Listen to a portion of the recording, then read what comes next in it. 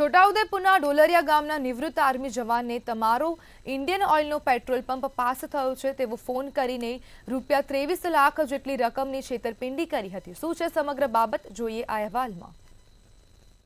KYC update, fraud, unauthorised transaction fraud, job fraud, online shopping fraud જેવા cyber ક્રાઇમના બનાવોમાં લોકો ભોગ બની રહ્યા છે। મોબાઈલ પર સતત કોલર ટ્યુન ચલાવવામાં આવે છે, છતાં લોભ્યા હોય તો દુતારા ભૂખે ના મળે તેવી કહેવતને સાર્થક કરતો એક કિસ્સો સામે આવ્યો છે।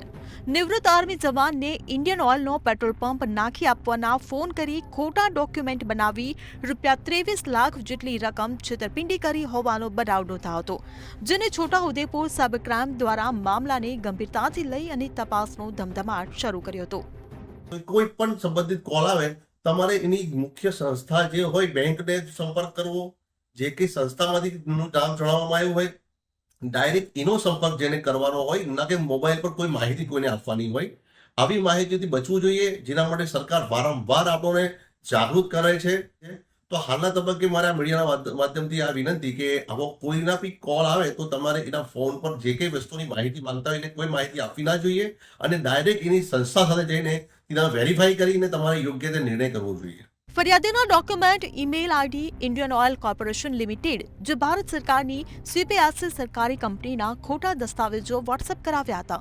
Agreement form, approval letter, security deposit form વગેરે બનાવી તેમાં ખોટા સહી સિક્કા કરી ફરિયાદીને મોકલતા ફરિયાદી વિશ્વાસમાં આવી ગયો હતો અને અલગ અલગ તારીખોથી ફરિયાદી પાસેથી RTGS મારફતે કુલ રૂપિયા 23,03,498 રૂપિયા અને 50 પૈસા જમા કરાવ્યા હતા।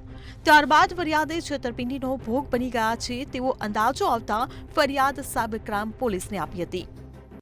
ઈમેલ આઈડી પરથી ડોક્યુમેન્ટ મોકલાવી અને ઇન્ડિયન ઓઇલ કોર્પોરેશનના નામે ખોટા દસ્તાવેજો જેવા કે agreement form, approval letter, security deposit form વગેરે સહી સિક્કાવાળું બનાવી અને મોકલાવી આપી અને એમની પાસેથી એમના બે એકાઉન્ટની અંદર કુલ 23 લાખ રૂપિયા 23,03,498 પૈસા એમના ખાતામાં ડિપોઝિટ કરાવી લીધેલા।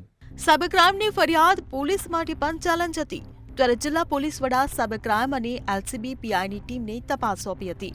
તપાસમાં ટેકનિકલ તેમજ બેંક એનાલિસિસના આધારે આરોપીઓ સુરત તેમજ મહારાષ્ટ્ર રાજ્ય ખાતે હોવાની માહિતી મળી હતી, જે અનુસંધાને સ્થળ તપાસ કરતા એક આરોપીને સુરતથી તેમજ બીજા આરોપીને મુંબઈથી અને ગુનામાં સંડોવાયેલા એક બાળ કિશોરને સાયબર ક્રાઇમ પોલીસે ઝડપી પાડ્યા હતા। તેમની પાસેથી તમામ ડોક્યુમેન્ટ તેમજ 4 એન્ડ્રોઇડ મોબાઈલ અને રૂપિયા 18,500 જેટલો મુદ્દામાલ કબજે કર્યો હતો।